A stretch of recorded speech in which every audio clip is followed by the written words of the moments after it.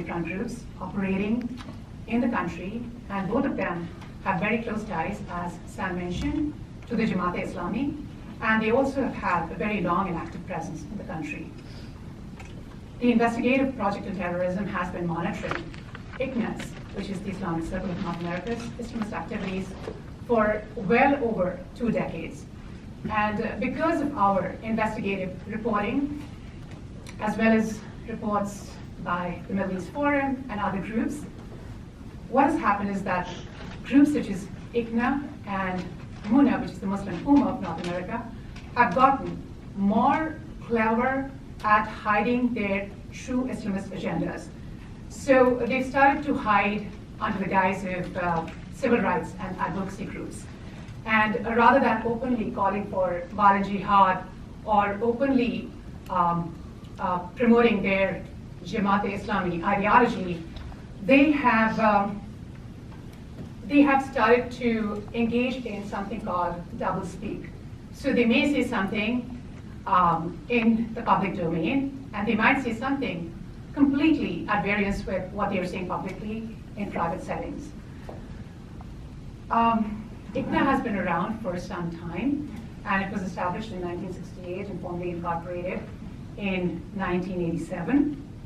It's headquartered in Jamaica, New York, and shares the same goal as the Jamaat-e-Islami. And this is pretty obvious from its charter and material that they've published earlier on their website, their numerous publications.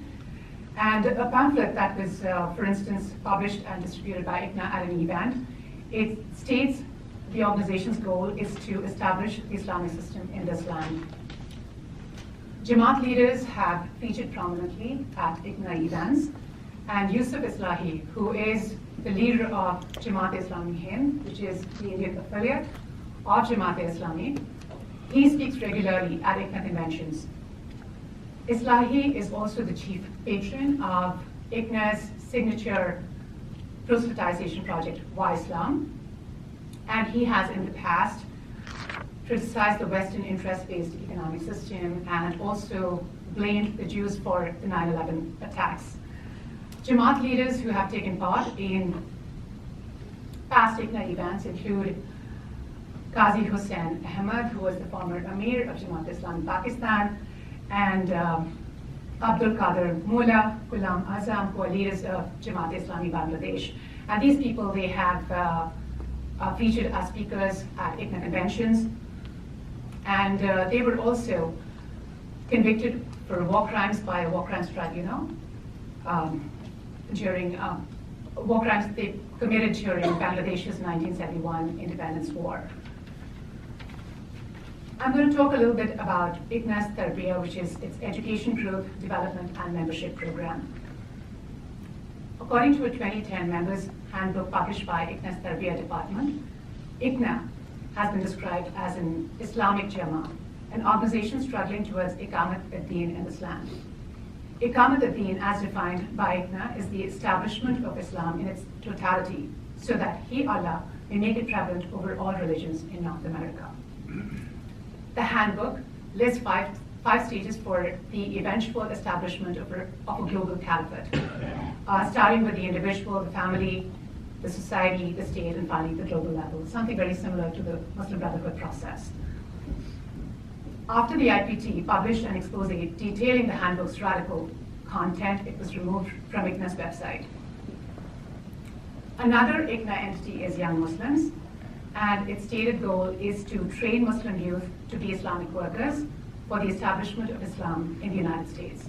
The resources page on Young Muslims' website is interestingly password protected, and we can all guess the reason why. An archived web link that includes a reading list of major works by Islamist ideologues includes the works of Maududi, Hassan al-Banna, Zakir Naik, Yusuf Qaradawi, Jamal Badawi, Shamim Siddiqui, and others.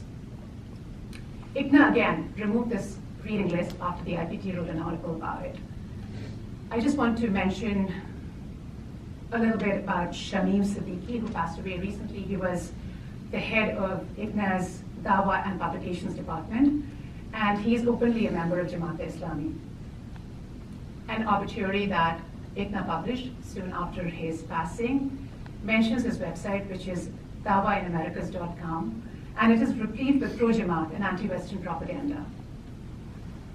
In 2001, young Muslims hosted a jihad camp for Muslim youth, aged 14 to 25 years in Pennsylvania, ostensibly to provide them with a proper understanding of the concept of jihad. A copy of the flyer that is in the possession of the IPT, it has quotes by Syed Qutb and Maududi, so we can only imagine, what was taught at this camp. In 2009, after 5 young men who attended an Alexandria area mosque that is affiliated to ICNA, they traveled to Pakistan to fight US forces, and after they were arrested by Pakistani authorities, ICNA issued a press release saying, "Extremism has no place in Islam, and ICNA works tirelessly to expose extremist and violent ideology." Nothing could be further from the truth. ICNA's 1997 Southeastern Regional Convention honored Jibril Abu Adam. He was an American citizen and convert to Islam, and he was killed while fighting alongside terrorists in Kashmir. Abu Adam trained with Lashkar-e-Taiba, a Kashmiri jihadist group that is believed to be behind the 2008 Mumbai terror attacks. The Message International, which is ICNA's flagship publication, has featured an interview with now designated Hizbul Mujahideen commander Sayyid Salahuddin, lauding him as a Mujahideen fighter. ICNA's former vice president and leader of its New York chapter, Ashraf Usman Khan, was tried in absentia by Bangladeshi War Crimes Tribunal and sentenced to death. The tribunal claimed that Khan was chief executor of the killing squad Al-Badr, which is a militant offshoot of Jamaat-e-Islami. As soon as these allegations came to the fore, ICNA scrubbed Khan's name from its website. Former ICNA president Naeem Beg, who's now with the Darul Hijra Mosque in Fairfax, Virginia, has called the execution of Abdul Qadir Mullah, who's a leader of Jamaat-e-Islami Bangladesh, as a political murder and a dark day of justice. Mullah was convicted on war crimes charges by the War Crimes Tribunal. He was called the Butcher of Mirpur because of the atrocities he committed during the 1971 war.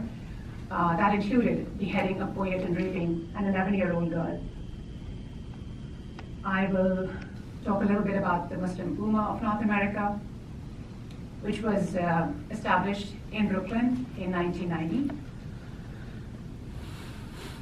In 2011, a senior Jamaat leader and a financier, Mir Qasim Ali, and his US-based brother, Mir Masoom Ali, who is a member of MUNA's executive board, reportedly spent over $300,000 to hire a lobbying firm to influence American lawmakers against the War Crimes Tribunal.